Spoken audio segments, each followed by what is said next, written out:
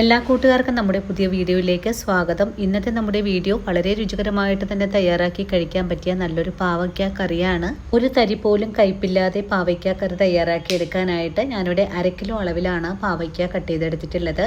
ഇനി നമുക്ക് ഈ പാവയ്ക്ക ഒന്ന് വഴറ്റിയെടുക്കണം. ഇതിനായിട്ടൊരു ചൂടായ പാനിലേക്ക് കുറച്ച് വെളിച്ചെണ്ണ ഒഴിച്ചു കൊടുത്തതിന് ശേഷം 1/4 ടീസ്പൂൺ അളവിലെ കടുക് ചേർത്തൊന്ന് പൊട്ടിച്ചെടുക്കാം. കൂടെ തന്നെ വറ്റൽ മുളകും കറിവേപ്പില കൂടെ ചേർത്ത് കൊടുക്കണം. വറവെല്ലാം നല്ലതുപോലെ മൂത്ത് കഴിഞ്ഞാൽ പിന്നെ കട്ട് ചെയ്ത് വെച്ചിരിക്കുന്ന പാവയ്ക്ക കഷ്ണങ്ങളാണ് ചേർത്ത് വഴറ്റേണ്ടത്.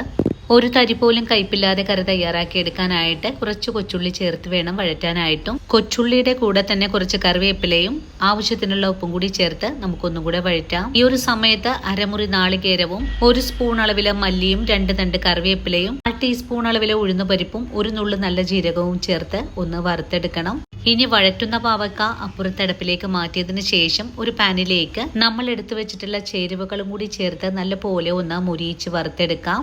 നാളികേരം വറുത്തെടുക്കുന്ന സമയത്ത് ഇതിലേക്ക് ആവശ്യത്തിനുള്ള വെളിച്ചെണ്ണ കൂടെ ഒഴിച്ചിട്ട് വേണം വറുത്തെടുക്കാനായിട്ടും. ഇനിയിപ്പോൾ ഇതെല്ലാം നല്ലോണം മൂത്ത് കഴിഞ്ഞാൽ പിന്നെ നമുക്കിതിലേക്ക് 1 നുള്ളു മഞ്ഞൾപ്പൊടിയും എരിവിനാവശ്യമായ 1 സ്പൂൺ മുളക് പൊടിയും കൂടി ചേർക്കാം. വീണ്ടും നല്ലോണം ഒന്ന് മുരിയിച്ചതിന് ശേഷം ഫ്ലെയിം ഓഫ് ചെയ്ത് കൊടുക്കാം. വറുത്തെടുത്തിട്ടുള്ള നാളികേരക്കൂട്ട് ചൂടാറി വരുമ്പോൾ ഒരു മിക്സിയുടെ ജാറിലിട്ട് ഒന്ന് അരച്ചുകൂടി എടുക്കണം. വീണ്ടും വഴറ്റുന്ന പാവക്ക അടുപ്പിലേക്ക് വെച്ചിട്ടുണ്ട്. ഇനി ഇതിലേക്ക് കറിക്ക് ആവശ്യമായ പുളി ഒന്ന് തിരുമ്മി പിഴിഞ്ഞൊഴിച്ചു കൊടുക്കാം. പുളിവെള്ളവും ചേർത്ത് നല്ലതുപോലെ ഒന്ന് തിളച്ച് വരുമ്പോഴേക്കും നമുക്കിതിലേക്ക് 1 സ്പൂൺ അളവിലെ ശർക്കര പാനി കൂടെ ഒഴിച്ചു കൊടുക്കണം. അതിനുശേഷം വറുത്തെടുത്തിട്ടുള്ള നാളികേരം നല്ലതുപോലെ അരച്ചതിന് ശേഷം തിളച്ചുകൊണ്ടിരിക്കുന്ന കറിയിലേക്ക് ചേർക്കാം. അരപ്പ് കറിയിലേക്ക് ചേർത്ത് കഴിഞ്ഞാൽ പിന്നെ മിക്സിയുടെ ജാറ് കഴുകിയിട്ട് കുറച്ച് വെള്ളവും കൂടെ ഒഴിച്ചു കൊടുക്കണം.